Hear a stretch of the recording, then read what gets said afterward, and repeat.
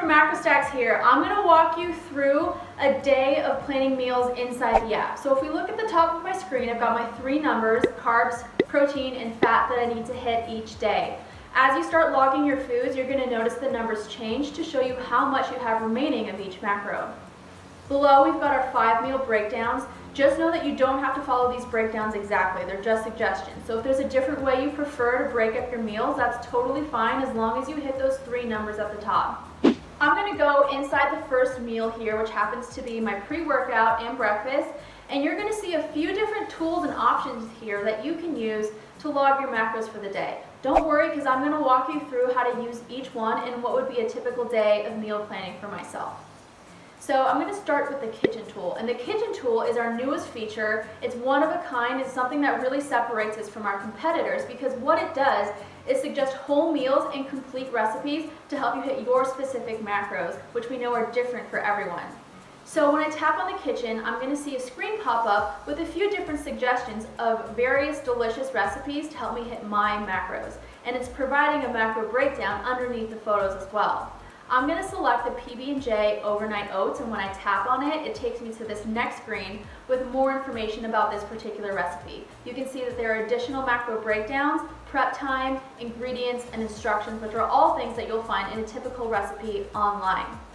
The only thing that I need to do now to get this logged into my foods for the day is click this Eat Me button. Now you can see that it's logged and ready to go. So now I'm going to move on to my next meal, which happens to be my post-workout. I'm going to use the kitchen tool again, and when I click on it, you'll see there are a few different options here that are popping up because we've labeled certain foods as breakfast foods, other foods as snacks, and some as savory meals. I'm going to select this option down here at the bottom, which happens to be a vanilla protein shake, an RX bar, and a banana, because I think that sounds like a great fit for a post-workout meal. So as I tap on this, again, I have the information about this particular meal and the various foods. All I need to do is click Eat Me to get it logged in, and you can see it logs all of those foods separately. But let's say, for example, I don't want the banana. What I can do is swipe left and delete the banana from my foods. Now what I can do is use the Fill Macros button to fill the remaining carbs that I have left for this particular meal. So the app is going to suggest different foods from the database to help me meet my macros here. Moving on to my lunch, I'm going to use the search bar function, which is going to look up foods from our database. We do have over 600,000 foods in this database, so if you prefer to input foods or other meals using your own ideas instead of the suggestions, that's totally okay.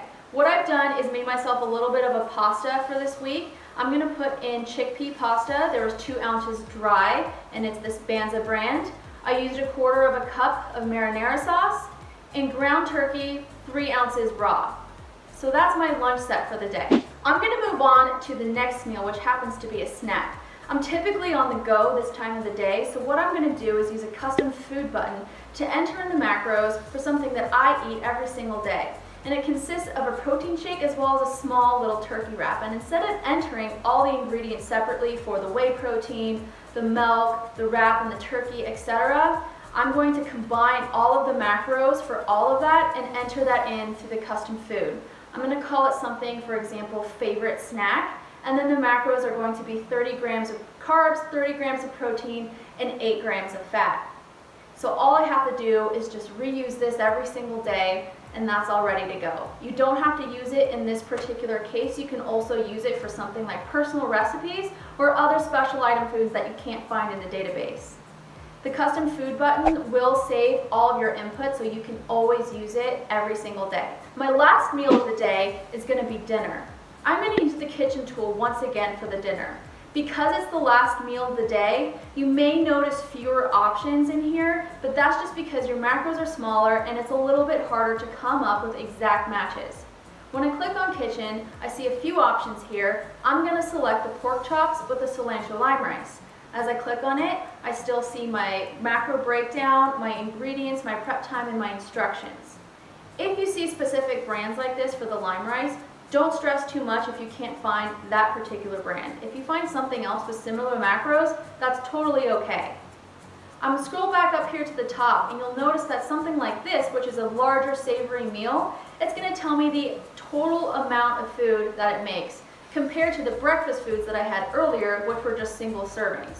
So this makes this much of the pork chops, but I only have to eat this much in order to hit my particular macros. This is going to be super helpful for those of you who maybe like to meal prep for the whole family and have dinner all at once, or maybe for others who like to meal prep for the week, because then you have extra servings that you can save throughout the week and you don't have to come up with things from scratch every single day. I'm going to click Eat Me and get this logged into my foods for the day. When I do, I get the 3 green thumbs up at the top, which is exactly what we want to see. However, we know that some things always don't go according to plan. Let's say, for example, I don't have pork chops on hand. What I can do is swipe left and remove the pork chops, and it's going to keep the rice in there. I can tap Kitchen and maybe come up with another protein option. In this case, it's coming up with salmon. I can go ahead and add that. But for example, if you had chicken breast on hand, you could always enter in chicken breast too from the database. If you happen to eat something you didn't originally account for, that's totally fine. Let's say, for example, at lunch I had an apple. Once I put the apple in, you'll notice it puts me over my carbs for the day. Well, what I can do now, since I haven't had my dinner, is adjust the rice portion, which is the carb-heavy piece of my whole dinner. Once I play with that portion, you can see that I'm now back at the green thumbs up for the carbs. So just know that our kitchen and all of our different tools are there to help you and make this easier for you, as easy as possible, in fact. But you don't have to follow the suggestions. If there's a different way you prefer to enter in your foods or get your meals logged, just know that the app is totally flexible that way. And again, if you have any questions on how to use any of these tools and features, just reach out to me on Stax Chat because I'm always there to help you guys. Thanks for listening.